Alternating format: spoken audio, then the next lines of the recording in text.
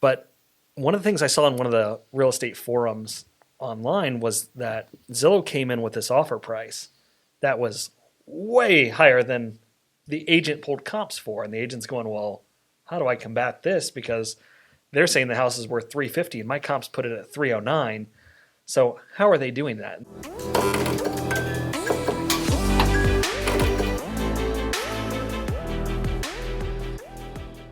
All right, we are back with another quick segment for you guys on Zillow iBuyer program.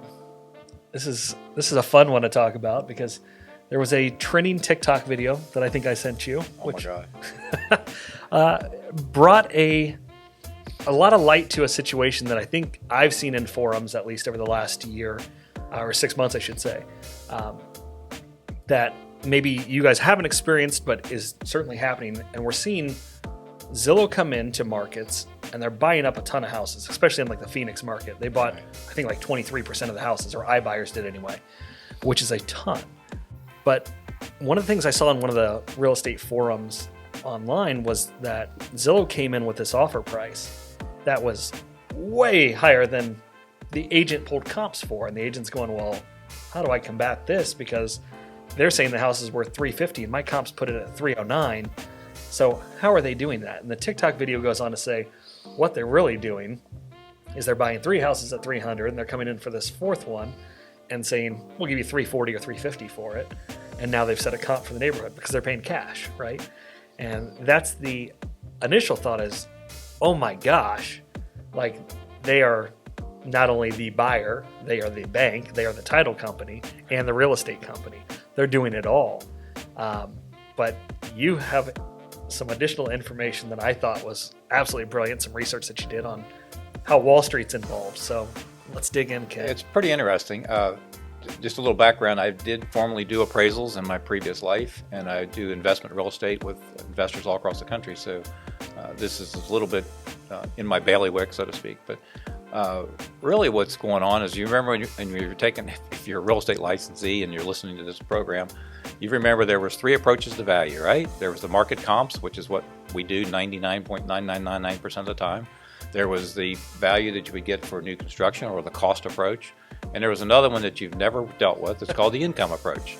And appraisers are supposed to look at all 3 of those, and every residential appraisal you get back shows you that they decided that the market approach is the one that they used. So let's take that for a minute and I'll show you what happens.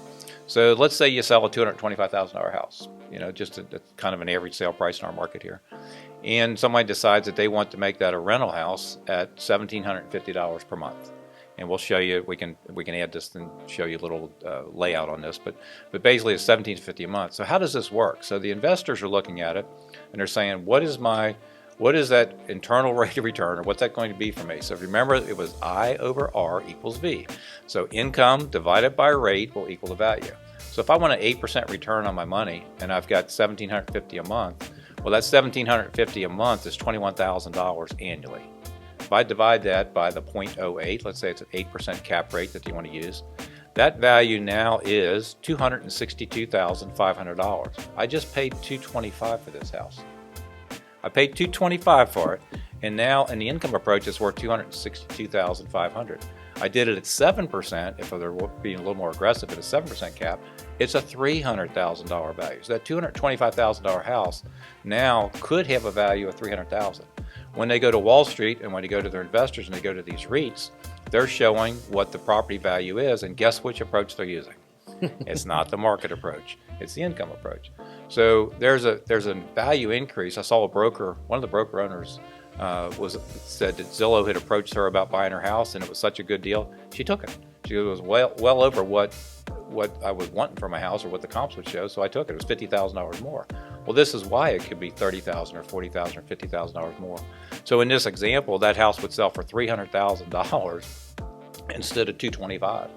So I did recently talk to a guy that was involved in one of these national rental companies where they have thousands and thousands and thousands of rental homes, and he said it bothered him. He really wanted to leave. He'd left the company partially for that reason, because I think it's false value. So the REITs and the market out there that's throwing all this money at them, they're seeing the $300,000 or the $262,000 number as an assets price on the books, but they only pay $225 for it. So there's that big gap, and that gap is where the value comes in. Well, we've seen this story a couple times, and this works when the market's great, right? But what happens when it shifts? Right. And so I think this will continue. But if we have a downturn, which there's no end in sight for what we are currently experiencing because rates are still ridiculously low. But I think you're going to see this kind of thing continue. And like you said, how do you compete with that? I mean, it's not unless everybody in the market decides that income is the right approach to value, and we all start paying $300,000 for the $225,000 house. Right. No, I mean, Wall Street certainly has the money and the backing, and if they're saying, hey, this single-family residence is worth based on the income approach, $300,000, they're going to invest, right? Well, and I think what's going on right now, I hate to use the word bubble and bust and all those things, but when stuff is too good to be true, it eventually adjusts. There will be a market adjustment on this as well. But I was reading an article this morning, there is a bidding war now on rental properties. So, and I've personally experienced this on a rental home that I have. I put it on the market a couple weeks ago, and I had 100 plus applications in 24 hours. You can't even review that many applications in 24 hours. Impossible. And I could have probably raised the rate. At that point, I'm thinking I must have underpriced this thing. But I really thought it was the fair rent. But I think what they're seeing in a lot of markets is, what I'm reading is nationally 8 to 12% is the increase in the rents over the year before. They're crazy. going up that fast. If I can just get my tenant to pay me on time, we're in good shape. So just interesting. Certainly interesting. Food for thought. So yeah, I mean, Zillow is setting the market in a lot of cases, creating their own comps, whether you do it the TikTok way that the guy said, or you're doing the income approach, which involves Wall Street. But some food for thought, just thinking a little bit, they're thinking outside the box. So I think we need to be too. So keep it in mind, and we'll see you on the next one.